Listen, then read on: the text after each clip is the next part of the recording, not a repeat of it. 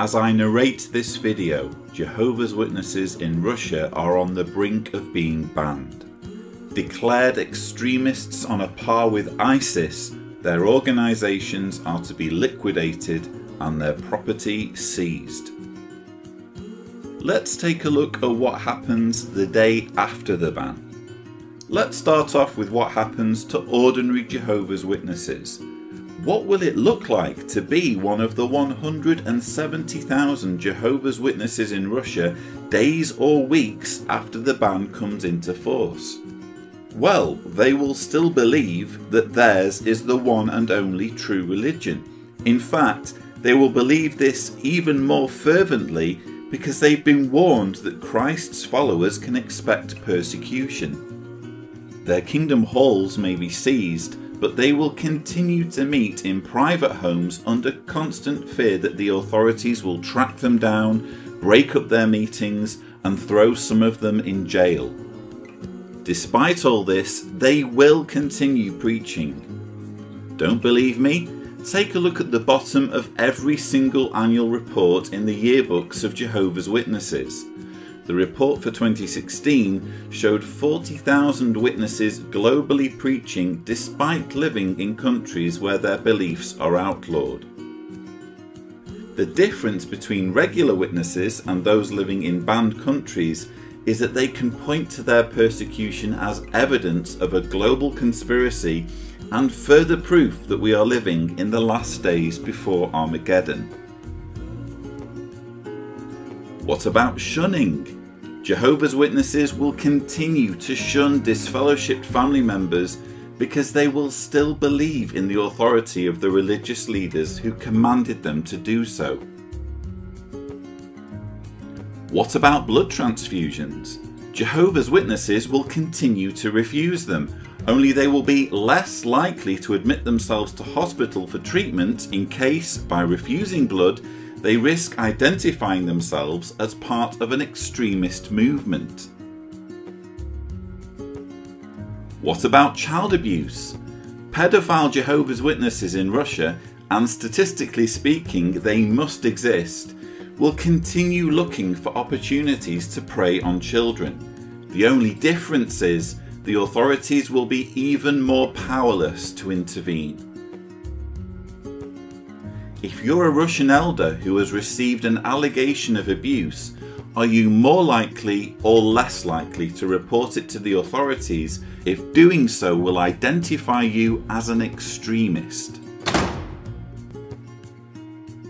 But what about the leaders of Jehovah's Witnesses the day after the ban?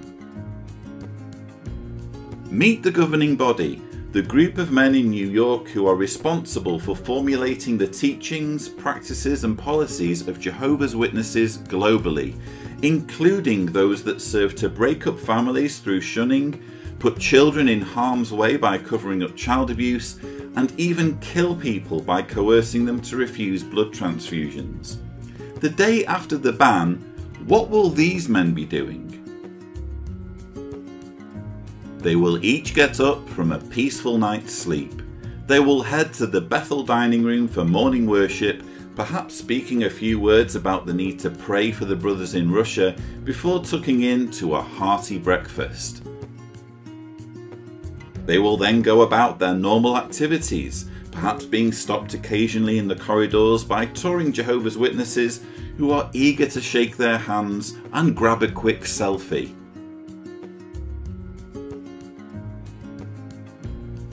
In short, nothing changes for the governing body the day after 170,000 of their brainwashed followers in Russia start getting picked off one by the Russian authorities. While Jehovah's Witnesses in Russia suffer, their leaders will carry on as normal. If you are a former Jehovah's Witness watching this video, you might be unfazed by all this. A part of you might even be glad that the ban is happening. About time, you might say. But here are 3 reasons why you should be horrified at the Russian ban.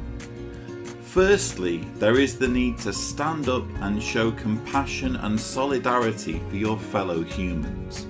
You might be reasoning, Well, what's the big deal? It's going to happen regardless of what I think. Why do we need to argue about it? Why can't we all just get along? Well, imagine you were a still believing Jehovah's Witness who was starting to look online and see what apostates were saying about the ban. How do you think you would feel to see multiple apostate YouTube channels cheerleading for Vladimir Putin's Russian regime in its moves to strip your fellow believers in Russia of their religious freedoms and attacking any who urge restraint? If the Russian government chooses to ban the Jehovah's Witnesses, good! I don't give a crap about their human rights as an organization. From how I see it, Russia is working in the interests of their citizens. Poor Jehovah's Witnesses. They're just so beat up. They're just innocent Christians just trying to go about their business. And where is Jehovah their God going to deliver them from Vladimir Putin? So I say, ban them, cut it dead, cut the head of the snake off there. We have someone aggressively, actively, very vocally going against the ban and saying that it's a terrible idea. Canal Cedars, if you're really going to elect yourself as the voice of the silent majority, then maybe you should be more careful with what you say. I believe he is dangerous to the activist world. He's got his arm around Jehovah's Witnesses. I believe he is an apologist now. I do too. If you were a Jehovah's Witness who was beginning to doubt, would these videos, made by embittered people who have clearly forgotten what it means to be a genuine witness believer, make you more likely to listen to apostate sources or less likely? Real ex-JW activism is about reaching out to help Jehovah's Witnesses with compassion and understanding. This goal is not achieved by celebrating their unjust persecution and oppression. Secondly, there is the persecution complex.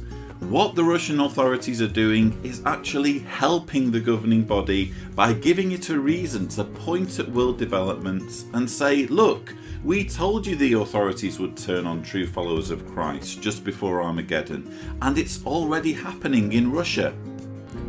Gloating over persecution has been an intrinsic element of JW history from the earliest beginnings of the movement. It is because the authorities came for Rutherford in 1918 that he was able to make a case for his movement being uniquely favoured by God. What Russia is doing is bolstering Watchtower's theological claims and giving them a stream of persecution stories that will fuel the next few decades of Watchtower propaganda. And finally, there are human rights. Nobody should be made to suffer by their government for the ideas they have in their head, no matter how wrong those ideas are and no matter how the ideas got there.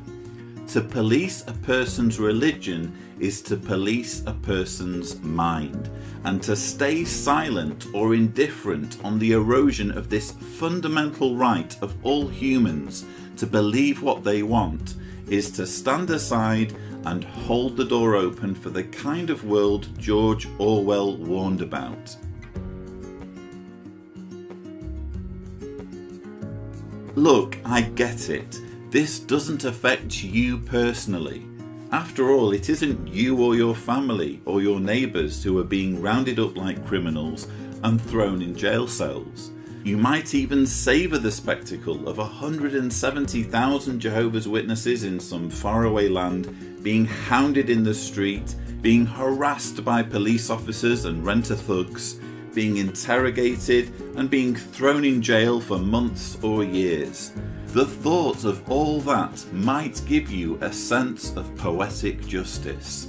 It might make you feel better about the hurt and pain you have suffered, perhaps as a result of shunning or some other mental or physical abuse you experienced as a witness. If I'm describing you, please know that you are not mentally ill simply for wanting justice for what happened to you, and for wanting Watchtower to pay for its many abuses. However, it's crucial to differentiate between the governing body and the manipulated people who follow them. In the event of a ban in any country, the Watchtower leadership doesn't suffer at all. At worst, they get a small dent in their property portfolio. Apart from that, proof of government oppression only makes them stronger and enhances their control. If you understand all this, and yet you still relish the thought of innocent people, fathers, mothers, sons and daughters, brothers and sisters, whom you have never met, suffering for something that was done to you by the governing body, something these people had no control over, something they are just as likely to have done to them either now or in the future, how can you claim the moral high ground? How can you convince a wavering believer that you can offer them a future of genuine joy and happiness, free from bitterness and resentment? Please let go of your hate. Show your love and humanity. Be the better person.